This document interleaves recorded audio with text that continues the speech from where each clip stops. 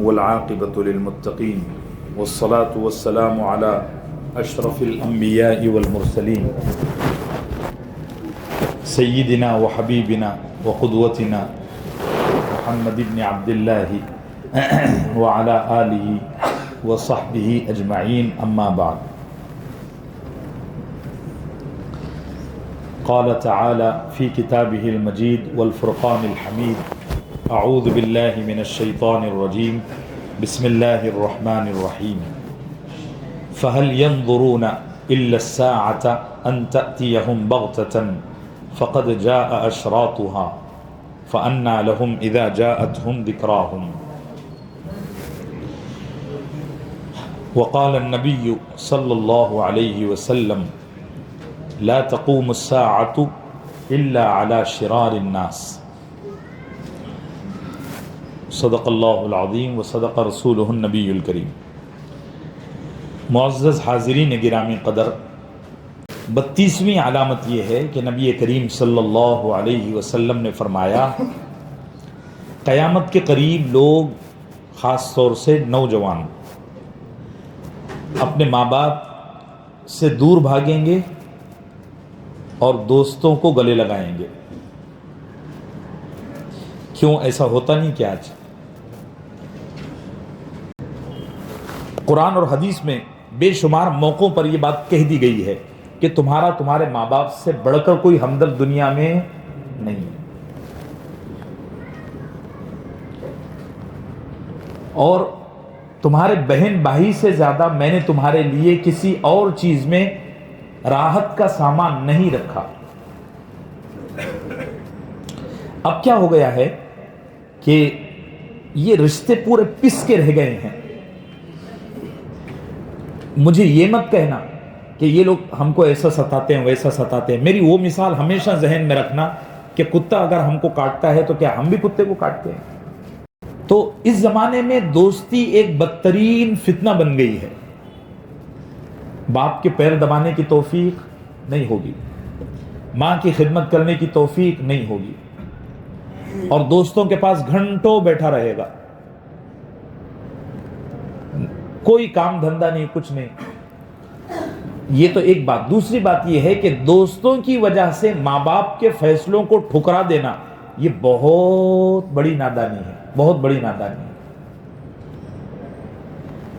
میں کئی نوجوانوں کو دیکھ رہا ہوں جو اپنے فیصلے، اپنی زندگی کے فیصلے ماں باپ کے بجائے دوستوں پر ڈال رہے ہیں۔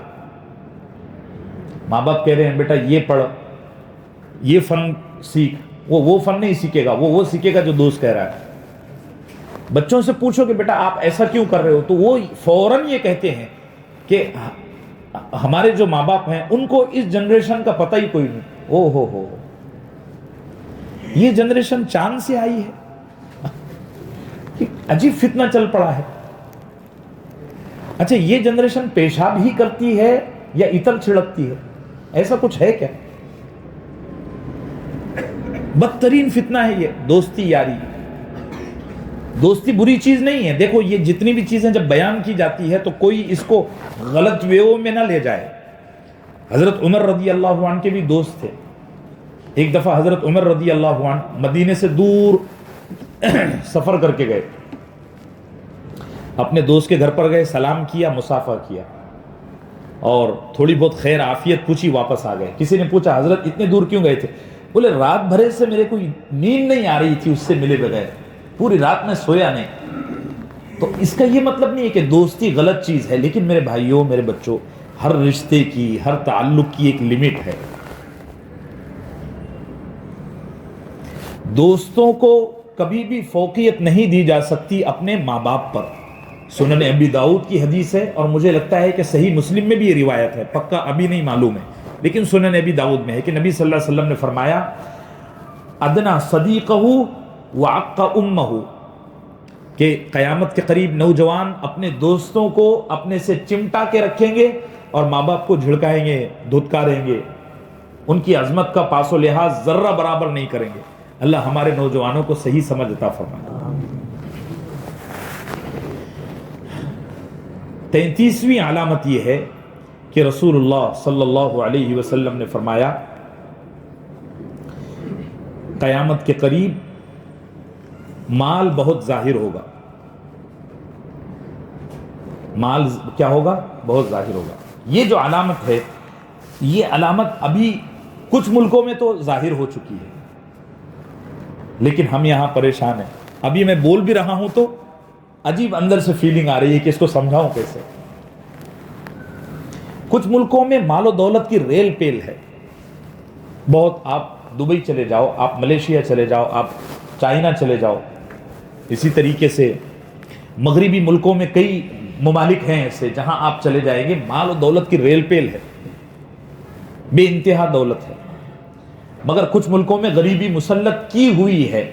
غریبی ہے نہیں، غریبی کو تھوپا گیا ہے پلان کر کے. میں نے آپ کو بتایا تھا نا کہ باقاعدہ اناج، سونا چاندی، غلے، یہ جو ہے نا حکومتیں اور کاروباری لوگ اور یہودی جو تنظیمیں ہیں، خفیہ تنظیمیں، یہ باقاعدہ ایک ترتیب اور سازش کر کے ضائع کرتی ہے ہر سال. لاکھوں ٹن اناج ہے، لاکھوں ٹن غلہ ہے، سمندروں میں باقاعدہ ڈبویا جاتا ہے، اس کو سڑایا جاتا ہے تاکہ ان ملکوں میں غریبی مسلط رہے اور ان ممالک کے انسانوں کو غلام بنایا جا سکے. مال دکھا کر ان کو غلط کاموں کی طرف آمادہ کیا جا سکے. بھئی مال و دولت آ جائے گی تو پھر کون جو ہے تو غلط کام کرے گا پیسے کے لیے. کوئی بولے گا میں تیرے کو 5,000 دیتا ہوں، یہ غلط کام کر. وہ بولے گا میرے گھر پہ اتنا رکھا ہوا ہے، لے جا، کتنا لے جانا ہے. تو اللہ وہ دن ہم کو دکھائے. یہ جو علامت ہے یہ اصل ظاہر ہوگی قرب قیامت میں حضرت امام مہدی علیہ السلام کی حکومت قائم ہونے کے بعد، کیونکہ وہ پوری طرح خیر کا دور رہے گا، پوری طرح خیر کا دور رہے گا.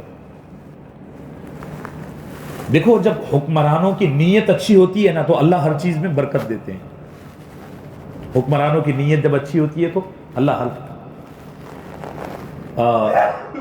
صحابہ اکرام سے منقول ہے، مروی ہے احادیث کی کتابوں میں کہ وہ فرماتے ہیں کہ جب ہم نے مصر کو فتح کیا تو ایک گیہوں کا دانہ کھجور کی گٹلی کے برابر تھا.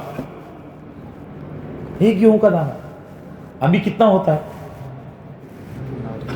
ناخن برابر 4-5 mm اس کی سائز رہتی ہے.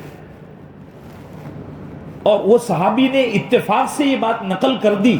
ان کی یہاں اس زمانے میں گیہوں کا دانہ اتنا ہی بڑا ہوتا تھا جنرلی، حالانکہ وہ ہیبرڈ نہیں ہوتا تھا، اصلی ہوتا تھا، لیکن اس کے باوجود اس کی صحت اتنی اچھی تھی.